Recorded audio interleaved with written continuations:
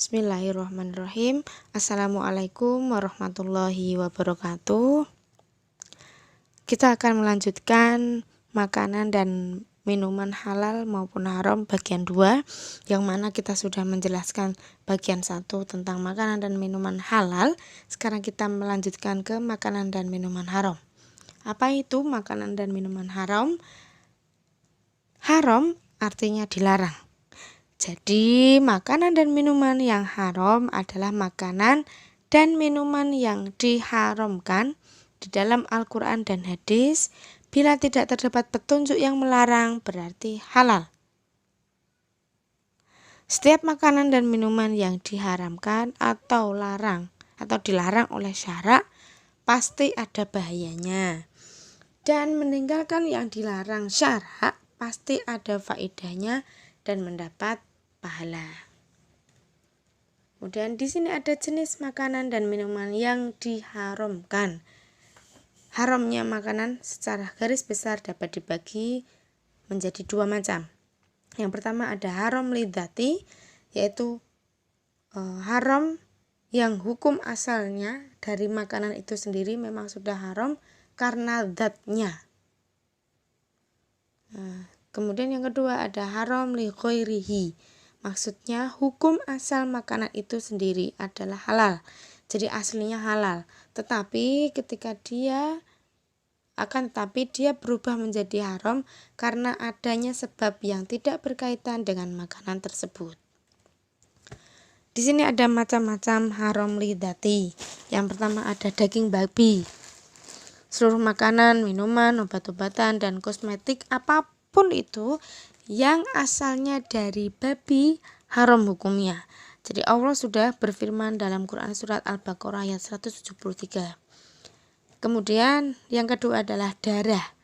Darah yang mengalir dari binatang atau manusia haram dikonsumsi, baik secara langsung maupun dicampur pada bahan makanan karena dinilai najis, kotor, menjijikkan, dan dapat mengganggu kesehatan. Biasanya kita ketahui yaitu saren atau darah yang sudah dibekukan, itu hukumnya haram. Kemudian yang ketiga adalah khomer.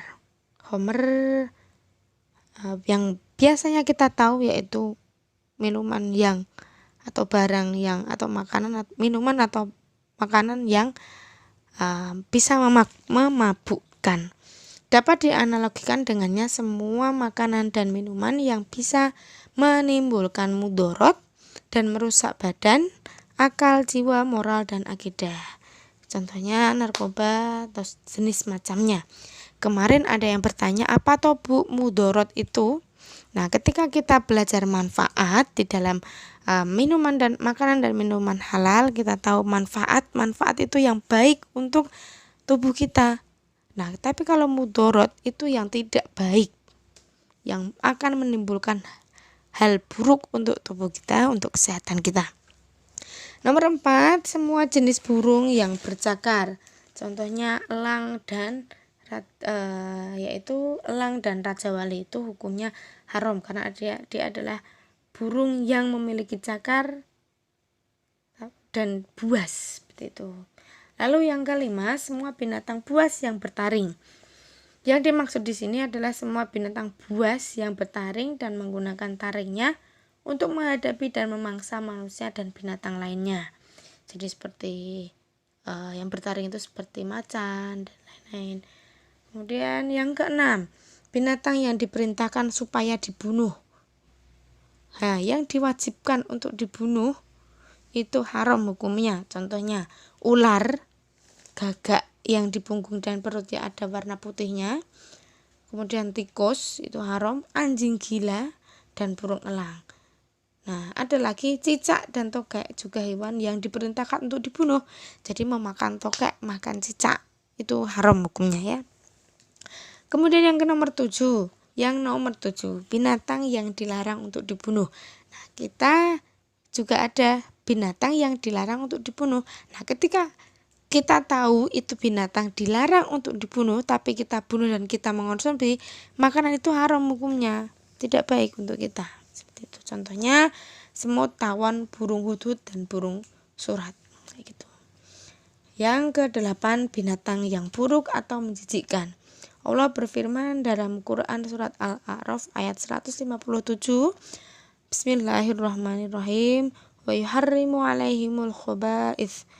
Artinya, dan dia Muhammad mengharamkan bagi mereka segala yang buruk. Jadi ketika kamu menganggap itu buruk, menganggap itu menjijikkan, itu sudah haram bagimu untuk dimakan. Seperti itu. Terakhir ada semua makanan yang bermudarat terhadap kesehatan manusia.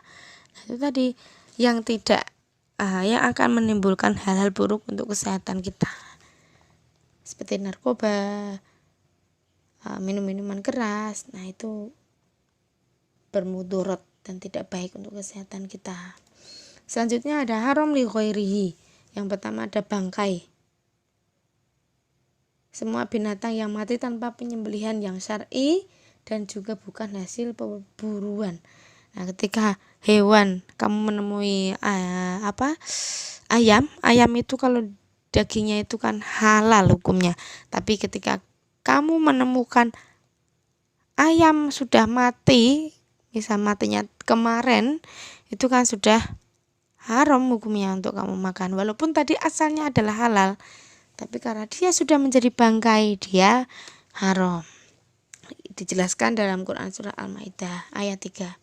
Yang nomor 2, binatang yang disembelih tanpa membaca basmalah. Nah, hewan ternak yang disembelih tanpa membaca basmalah adalah haram dimakan dagingnya, kecuali lupa. Nah, tadi kembali lagi, ayam, ketika kita punya ayam itu halal ketika sudah dimasak. Nah, tetapi ketika kamu menyembelihnya tidak mengucapkan basmalah, ayam tadi sudah berubah hukumnya menjadi haram. Selanjutnya, diperoleh dari usaha dengan cara dolim. Dolim itu adalah sesuatu yang dikerjakan tidak pada tempatnya. Kita mencuri itu kan dolim. Makanan yang diperoleh dari usaha yang cara dolim, dengan cara dolim, contohnya pencuri, korupsi, menipu, dan lain-lain. Jadi ketika ada seseorang korupsi, dia itu kok uang korupsi, harta korupsi itu kan haram. Nah, tapi ketika haram uang korupsi itu kita gunakan untuk membeli makanan yang aslinya makanan itu halal, jadi haram. Karena apa? Karena usaha kita untuk membeli itu dengan menggunakan uang yang haram. Selanjutnya yang terakhir ada semua makanan halal yang tercampur najis. Nah, ketika ada makanan halal tercampur najis, di sini dijelaskan contohnya ada susu ketika tercampur dengan cicak atau tikus. Ketika kamu punya susu, kamu letakkan di atas meja sambil menunggu dingin, tapi ternyata didahului oleh cicak, itu sudah haram. Kamu sudah tidak boleh minum minuman itu. Selanjutnya, Bu, apa toh akibat dari memakan makanan dan minuman yang haram? Yaitu yang pertama, amal ibadahnya tidak akan diterima dan doanya tidak akan dikabulkan Allah. Yang kedua, makanan dan minuman haram bisa merusak jiwa, terutama alkohol. Yang ketiga, makanan dan minuman yang haram dapat membahayakan kesehatan jasmani, kesehatan rohani. Yang keempat, makanan dan minuman yang haram memubazirkan harta. Mending kita untuk membeli makanan halal daripada membeli makanan haram. Nah, itu mubazir sekali itu. Yang nomor 5, menimbulkan permusuhan dan kebencian. Nah, itu akan menimbulkan perselisihan antara satu orang dengan orang lain. Ketika dia bilang, tidak usah makan itu karena itu haram, tapi aku mau memakannya. Nah, seperti akan menimbulkan perselisihan. Yang keenam, menghalangi terkabulnya doa karena telah melanggar aturan Allah. Kita sudah dikasih tahu kalau makanan haram itu ya tidak boleh untuk dimakan. Tidak boleh ketika minuman haram kita minum, ya tidak boleh. Tapi ketika ada orang yang memakan itu, meminum minuman haram, doanya akan terhalang karena itu. Kemudian menghalangi mengingat Allah. Ketika orang yang sudah minum dan makan makanan haram, ketika orang yang sudah makan dan minum yang haram, dia akan lupa dengan Allah, kan dihalangi ingat Allah itu susah sekali gitu. Lanjut, usaha Bu, gimana agar kita itu terhindar dari makanan dan minuman yang haram? Yang pertama, tanamkan di dalam diri sikap benci dan tidak suka terhadap makanan yang haram tadi. Wah, aku nggak suka, itu apa sih, jijik, apalah itu. Kita bisa terhindar dari makan yang haram-haram. Yang kedua, hendaklah difahami betul macam-macam makanan dan minuman yang diharamkan. Tadi harus dipahami betul. Yang ketiga, jika terdapat keraguan terhadap makanan dan minuman tersebut, tanyakanlah kepada ulama terdekat. Kamu harus tanya kepada orang yang tahu. Itu tuh haram nggak sih Bu? Pak Kiai misal, Pak Ustadz atau yang lain. Yang selanjutnya, bersikap hati-hati terhadap makanan dan minuman yang telah diolah atau dalam kemasan. Nah, yang dalam kemasan atau kamu beli di pinggir jalan, bisa jadi kamu makan di pinggir jalan, ternyata minyak yang digunakan itu adalah minyak babi, ya itu sudah haram. Jadi kamu harus berhati-hati ketika kamu makan di luar. Yang selanjutnya, tanamkan keyakinan dalam diri bahwa makanan dan minum sesuatu yang haram akan merusak dan membahayakan jiwa. Nah, kalau misal kamu tahu itu haram, berarti kita harus aku nggak mau makan itu, saya nggak mau minum itu karena itu haram, bisa membahayakan tubuhku. Nah, kemudian selanjutnya, menjauhi pergaulan yang mengarah pada makanan dan minuman yang haram, seperti itu. Nah, itu penjelasan panjang lebar saya tentang makanan dan minuman halal maupun haram.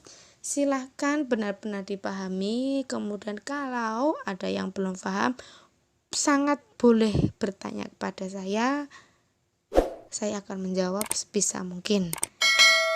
Dari saya, terima kasih. Wassalamualaikum warahmatullahi wabarakatuh.